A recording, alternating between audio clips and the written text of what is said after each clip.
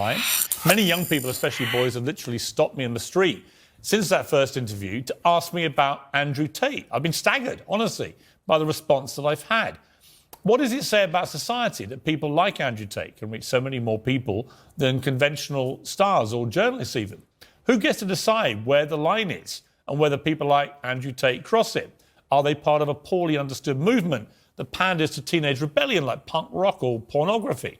Or are we exposing young people to new and damaging experiences we often don't see and don't understand? It's a whole new world. There are more questions about it than answers, and we're not going to answer them by pretending it doesn't exist. Well, Andrew Tate joins me again now. Andrew, good to see you. Salam alaikum, Piers. Good to see you. I've genuinely been amazed by the reaction I've had in the streets. Not just here, but I went to Qatar for the World Cup, had the same thing there. A lot of people coming up about Cristiano Ronaldo, obviously, but also a lot of people coming up about you. And they were almost exclusively men, young men, who genuinely see you as a role model, as somebody who inspires them, as somebody they want to be like. Yep. So it made me think, the first interview you had was quite combative, the second time a shorter interview less so. I want to try and work out in this one who you are, because it struck me as extraordinary that Google this week revealed some stats for the year. The number one person whose name followed people Google searching who is in 2022 was Andrew Tate. Yeah, that's quite remarkable. I think there's a whole swath of the population, especially young men, that feel disenfranchised. They feel disenfranchised with the media machine and the things they're supposed to believe. They don't feel an affinity with the educational systems or the culture. And they look at a person like me who stands up and says the things that many young men think.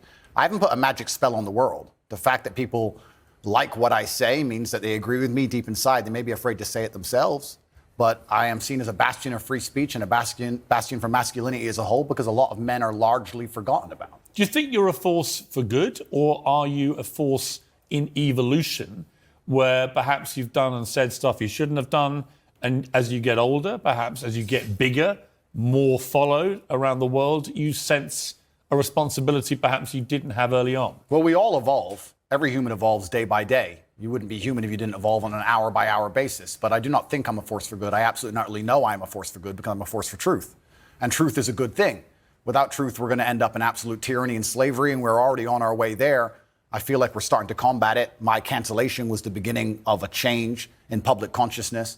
Elon having Twitter is another beginning of the change in public consciousness.